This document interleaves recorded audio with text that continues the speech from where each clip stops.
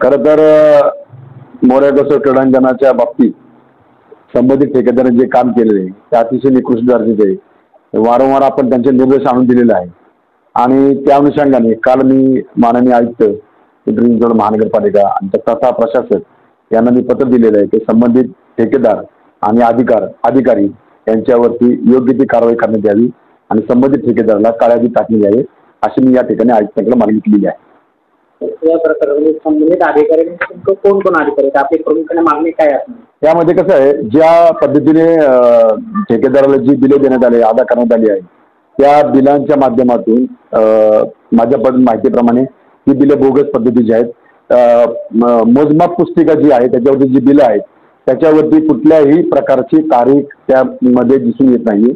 या अनुषंगाने अशा पद्धतीने ह्या ज्या गोष्टी ज्या अधिकाऱ्यांनी पाठीशी घातल्या त्यामध्ये शहर अभियंता सन्मान्य मकरंद निकम साहेब असतील, मनोज शेट्टी असतील आणि ब प्रभागाचे कनिष्ठ अभियंता देस्ते साहेब असतील यांच्या माध्यमातून त्यांनी ठेकेदाराला याच्याशी संगनमत करून या ठिकाणी मोठा भ्रष्टाचार केलेला आहे असं या ठिकाणी दिसून येते। निश्चितच अधिकाऱ्यांच्या देखील निलंबिताची मी मागणी या ठिकाणी माननीय आयुक्त साहेबांनी या ठिकाणी केली आहे। संबंधित अधिकाऱ्यांची खातीनिहाय चौकशी करण्यात यावी आणि त्यांच्यावरती योग्य ती कारवाई करण्यात यावी अशी मागणी केली आहे। 100% आम्ही तर तीच मागणी करत आहोत। निश्चितच आगामी काळामध्ये खातीनिहाय चौकशी जे प्राप्त झाल्यानंतर अहवाल जो येईल त्याच्यामध्ये त्यांच्यावरती योग्य ती कारवाई होईल अशी माझी खात्री आहे।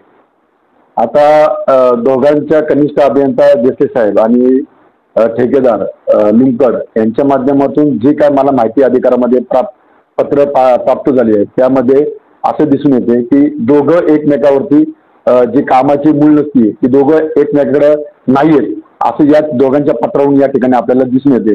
मग कामाची जर मूळ नसती या दोघांकडे नसेल मग महानगरपालिकेचे माननीय आयुक्त साहेब यांचा प्रशासनावरती काय अंकुश आहे हे आपल्याला या ठिकाणी दिसून येते ना।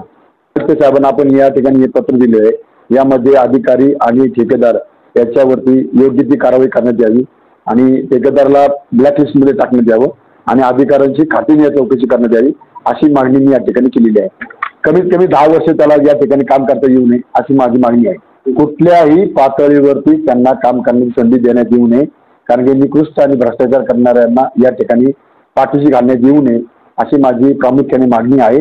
माननीय आयुक्त कारवाई करतील अशी माझी अपेक्षा आहे कारण कुदळवाडीच्या धर्तीवरती ज्या पद्धतीने त्यांनी कारवाई केली त्या पद्धतीने संबंधित अधिकाऱ्यावर कारवाई करावी अशी माझी प्रामुख्याने मागणी आहे। अशाच काही नवीन बातम्यांच्या अपडेटसाठी आपण पाहत रहा रिपब्लिकन आवाज न्यूज।